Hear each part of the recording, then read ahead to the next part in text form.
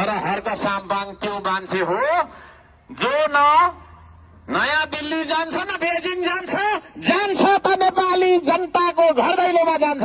आदरणीय दाजुभाइ दिदीबहिनीहरू है, शक्तिको स्रोत भनेको दिल्ली होइन, शक्तिको स्रोत भनेको बेजिङ होइन, शक्तिको स्रोत भनेको गरिब दुखी नेपाली जनताको घर दैलो हो। त्यो घर दैलोमा छु म आज है।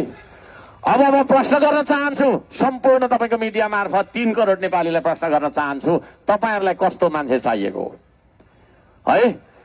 विदेशी प्रभुलाई ढोक्ने कम्फर्टेबल सरकार बनाइदिनु पर्ने हैन, विदेशीको इशारामा सिंहदरबारै जलाई पठाउनु पर्ने, जेनजीको नाम लगाएर दुनियाँभरको चाहिने हैन मान्छे निर्दोष मान्छेहरुलाई मार्ने, यो खालको मान्छेहरु तपाईहरुलाई चाहिन्छ कि हैन?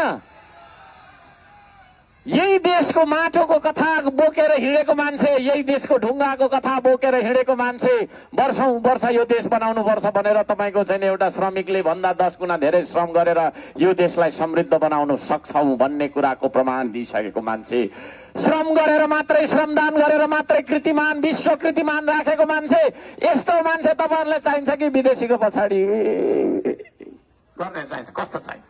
यो जमातले भनिदियोस् त मलाई कस्तो चाहिन्छ तपाईहरुलाई?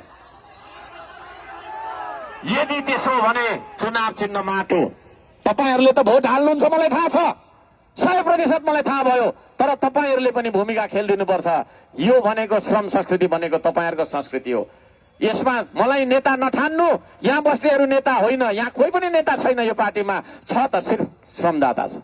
तपाई पनि श्रमदाता बन्नुहोस् आजदेखि, नयाँ मान्छेहरु तपाईहरुले पनि 15 जना 20 जना 25 जना कति जनालाई हुन्छ कन्भिन्स गर्नुहोस्। तपाईहरु गइसकेपछि तपाईहरु आफै एउटा अभियन्ता हो, तपाई आफै एउटा हर्क साम्पाङ हो।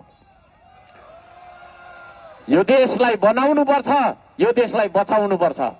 यो देशलाई बचाउनु चाहिँ सबैभन्दा ठूलो मुद्दा हो हाम्रो।